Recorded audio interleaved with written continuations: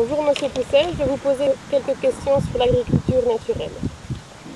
Donc, ma première question, l'agriculture naturelle ne repose pas sur des recettes toutes faites, comme l'agriculture classique. Elle est plus dépendante du contexte pédoclimatique, elle se base sur des règles agronomiques fondamentales et sur un bon sens de l'observation. Pourriez-vous nous en dire plus sur les bases de l'agriculture naturelle?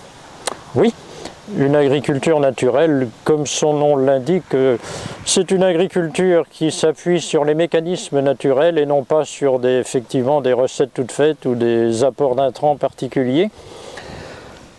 Si on prend l'exemple de l'azote, qui est important pour la végétation des plantes, on dit que c'est le pivot de la fumure et je crois que c'est assez vrai.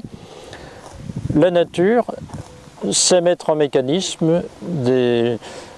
en route plutôt des mécanismes pour la fixation de l'azote de l'air qui est abondant. Il y a environ 75 ou 80 000 tonnes d'azote pur au-dessus d'un hectare de terre. La nature sait utiliser cet azote. Elle a en gros deux voies. La voie symbiotique, sun qui veut dire avec, bios qui signifie la vie. C'est un mécanisme dans lequel s'associe une plante et un micro-organisme. La plante fait partie de la famille des légumineuses ou des fabacées et le micro-organisme, c'est un micro-organisme du genre Rhizobium. Cette association micro-organisme-plante permet aux végétaux de la famille des légumineuses de pousser dans des zones où l'azote est relativement peu abondant et de le fixer à partir de l'air, et à la bactérie qui vit dans la racine de la plante de profiter de l'énergie que lui fournit le végétal sous forme de glucides. Cette association à bénéfice réciproque peut être utilisée en agriculture. Il suffit pour cela de cultiver des légumineuses, soit pour les récolter, soit pour les redonner au sol ou les donner au sol.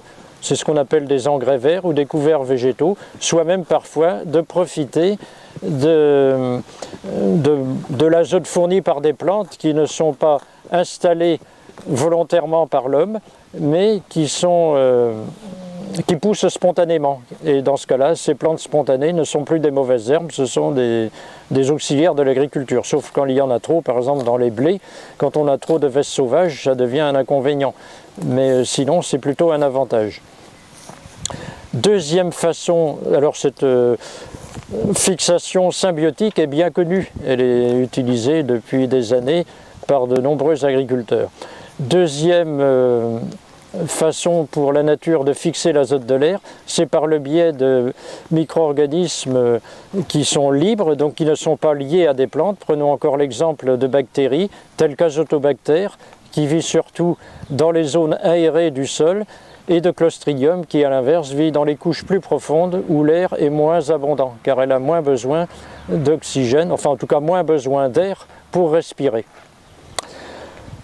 Les quantités fixées par les unes et par les autres, dans le cas de Rhizobium, c'est de l'ordre de 50 à 100 unités d'azote par hectare et par an. Enfin, c'est très très général comme estimation, parce que tous les cas sont particuliers, ça peut être bien plus et ça peut être quelquefois moins.